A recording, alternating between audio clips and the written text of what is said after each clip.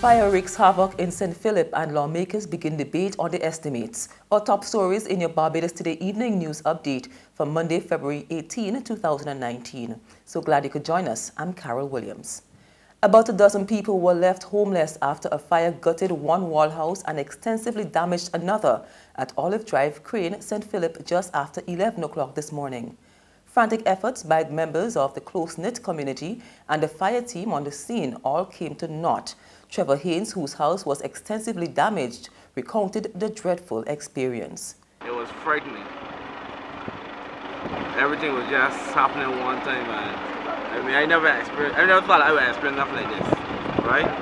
But it's something that can happen to anybody. You were at home at the time? Yeah, I was at home. This thing, it was about 11:15 or so.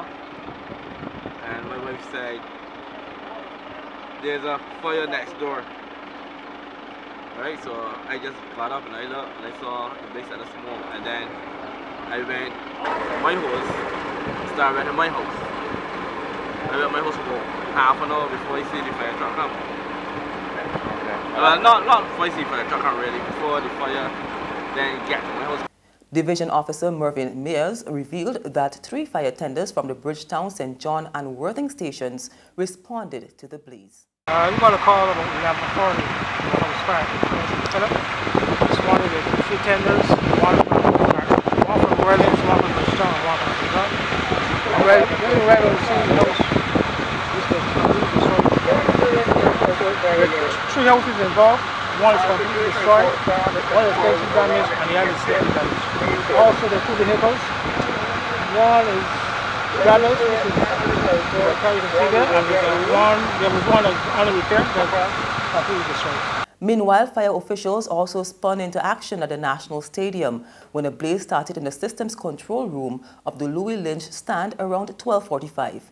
It forced a temporary halt to the Alene Secondary School sports, but fire officers quickly brought the situation under control. When they arrived, they encountered fire in the roof of the old VIP stand of the stadium.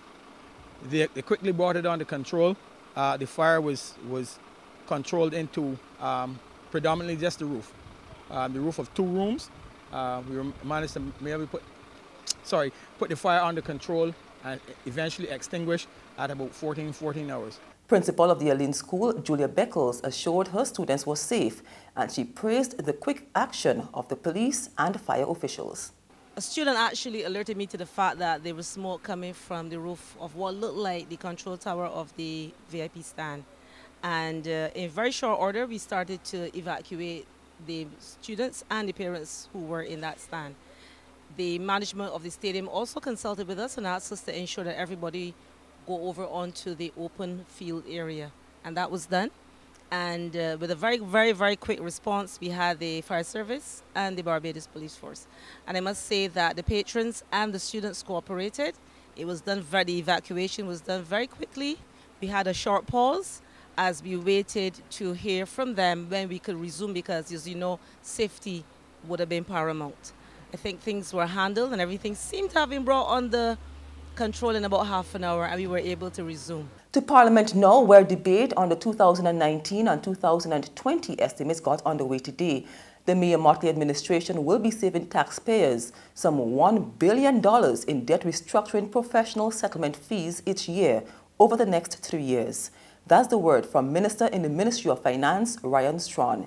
He was responding to concerns raised by opposition leader Joseph Atherley about the high level of professional fees being paid to consultants hired by the government. If you look at the estimates relative to the Ministry of Finance, these estimates show a movement from last year, $206,000 for professional services, fees paid to consultants, to $4 million when this administration came to office and completed that financial year. In the current estimates, it's being proposed that professional fees paid to consultants, be moved to $14 million. And these estimates also suggest that next year, there's a projection to move these professional services fees to $21 million. But in response, Minister Strauss totally defended the fees being paid to consultants by the government, insisting the country will reap significant benefits. So for the next 3 fiscal years, Madam Chair, the fees that are associated, that was been referenced in the earlier part of this exercise, relate to the settlement of the fees with respect to the debt advisors as well as the legal advisors in respect of this thing. And so I would want to just make it abundantly clear that in addition to that, our consultants are also renegotiating all of the egregious contracts that were agreed to under the previous administration at many of the state-owned enterprises, such that the monies that we are paying these individuals are worth the work that they're doing for the benefit of the taxpayers of this country. There's regional and international news after this short break.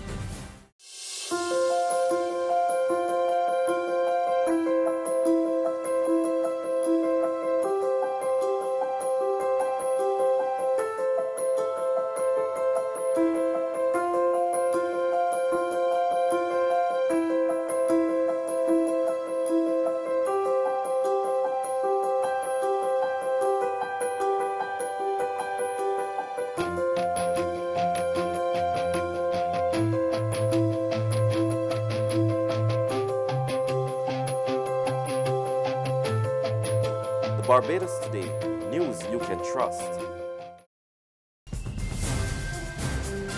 To regional news in Guyana, the People's Progressive Party is still hoping for general election in March, even as the Electoral Office warns it won't be ready for a March poll. More in this report from Capital News. The opposition leader said his party is sticking to the Constitution.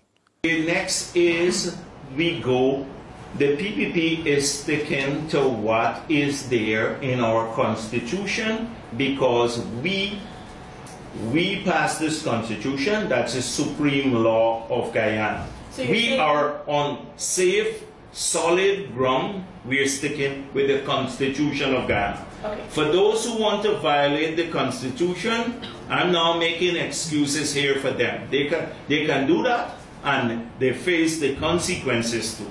What I'm trying to get from you, sir, has since moved to the appeal court to appeal the Chief Justice's ruling. That's what we're waiting to see, how you could stay the Constitution. We're waiting to see how you could have a stay on an interpretation of the Constitution and how you could stay a timeline that is imposed by our Constitution, which says only the legislators can extend the timeline. On the international scene, 7 Labour lawmakers quit on Monday over leader Jeremy Corbyn's approach to Brexit and a row over anti-Semitism. They charged that Britain's main opposition party had been hijacked by the machine politics of the hard left. We get more in this report from Reuters Television. We have all now resigned. Brexit has split diplomatic relations, public opinion, and now Britain's main opposition party. 7 lawmakers quit Labour on Monday over leader Jeremy Corbyn's Brexit strategy and a row over anti-Semitism. We've all been Labour members of Parliament for very many years. In my case, more than 3 decades. We did everything we could to save it, but it has now been hijacked by the machine politics of the hard left. Corbyn's tack so far is to keep a second referendum on EU membership on the table. That's if Prime Minister Theresa May's government fails to get a deal struck with Brussels through Parliament before the exit date of March 29th. But Monday's departures underline mounting frustration over his reluctance to change his strategy and take a harder line. The lawmakers will continue to sit in Parliament under the newly minted banner of the Independent Group. This has been a very difficult, painful, but necessary decision. Brexit has broken up Britain's traditional party lines and created new coalitions across the country's left-right divide. That's news, but for the very latest, visit our website at www.barbadostoday.bb. You can also subscribe to our e-paper, email updates, or like us on Facebook and sign up for breaking news alerts via WhatsApp. We're also on Izumi Media in bus terminals, as well as Quinplay and supermarkets and gas stations near you. You can also hear us on Mix 96.9 FM and Capital Media HD 99.3 FM. I'm Carol Williams.